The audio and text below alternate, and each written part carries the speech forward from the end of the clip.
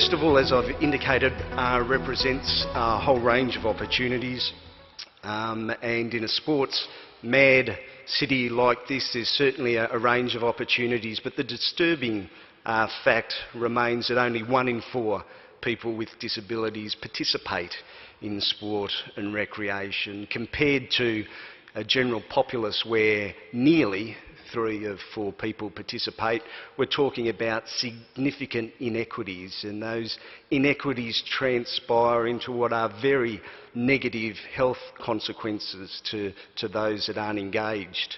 I really think that the change of brand from Wheelchair Sports Victoria to Disability Sport and Recreation Victoria is a great thing in some ways, because it focuses our attention, like the vortex that is the emblem, on the fact that people come to participation in our community from a whole lot of different backgrounds.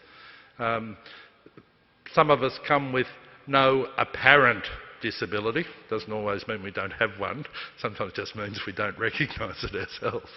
To really quite severe disabilities and disabilities that affect their ability to interact with other people, and so to carve out their own little spot in the community. And I reckon that vortex is terrific, because it's just we want to grab them all.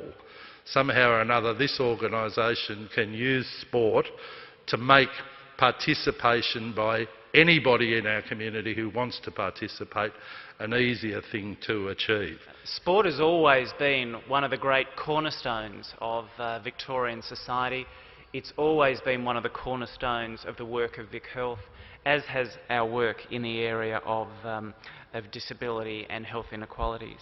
In 2007, Inclusive Leisure Victoria, in partnership with Aquatics and Recreation Victoria, secured funding through Vic Health's Pixar grant to develop the Inclusive Leisure Initiative. The aim of the initiative is to increase opportunities for people with a disability to become physically active through the strategic development of inclusive leisure centre environments.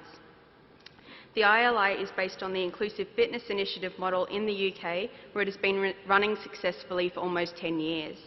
Our program, New Gym Faces in New Gym Places, was, as you can see on the board behind me, was funded by Vic Health. And the principal partners in our activities was, of course, us, Gymnastics Victoria, Scope, and one of our clubs that was hand-picked, which was Footscray City Gymnastic Club. The key, I guess they're not so much principles, but tenets, beliefs that we built the entire program on, was sustainability. We didn't want to go into any area, any group of people, create an environment, say, yeah, we love gymnastics, then walk away. We think it's better not to have ever been there than to do that.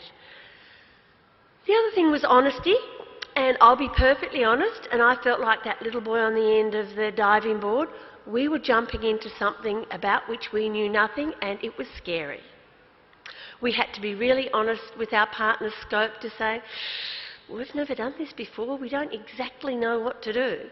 We were honest, we were open, and we weren't trying to pretend we were anything we were not. But we did recognise that gymnastics is the fundamental for movement, the basis of all sport, so why shouldn't people with disabilities be involved and active within our sport? We can help here at the Commission, the Australian Human Rights Commission as well. Discrimination on the basis of disability in sport and membership especially, is covered by the Equal Opportunity Act, as I mentioned. The Charter protects the rights of all of us to be able to participate in public life. And from August of next year, the Equal Opportunity Act will now require people and organisations to take active steps in eliminating discrimination. Rather than waiting for complaints to happen, the new Act brings with it what we call positive duty, where every agency, including sporting clubs, have to guess ahead, rather than wait for a complaint, where is it that we may be discriminating and excluding people, and developing policies and procedures that prevent that from happening.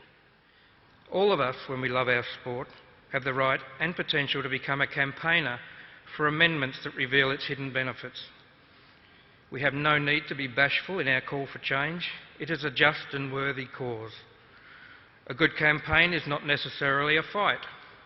And if we keep in mind that we are simply trying to uncover common ground for a celebration within our sport, highlighting the positives we have observed and demonstrating the ways in which we can share them, we can be sure that our campaign will be respectfully received.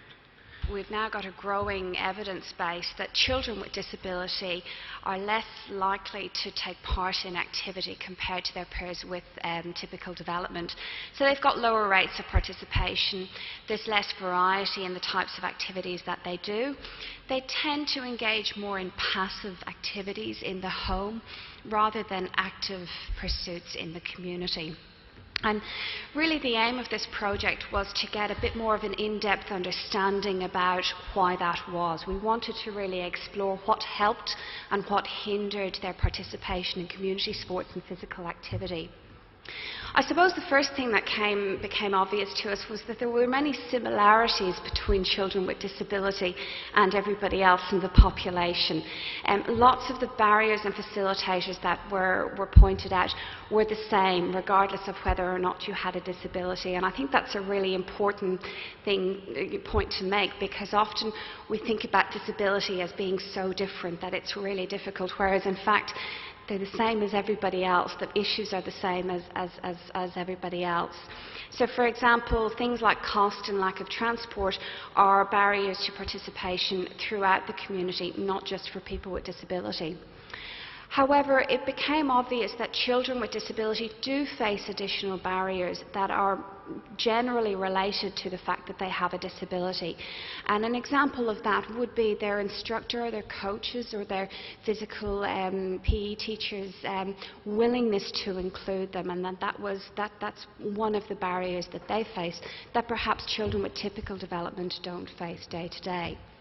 Can we thank our participants, Russell, whom we wish very well with the International Darts Federation, Kenton, with his focus on human rights, Hanna, looking at what community leisure centres can do about being inclusive, Rob and the whole of Disability, Sport and Recreation for putting on the mini-conference, and we should especially mention Nicole, shouldn't we, who did most of the practical organisation that made today possible.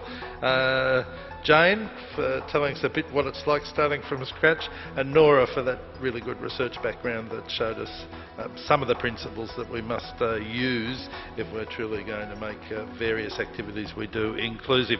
So thanks to all our speakers. Thank you to you for coming, and have a good International Day for People with Disabilities.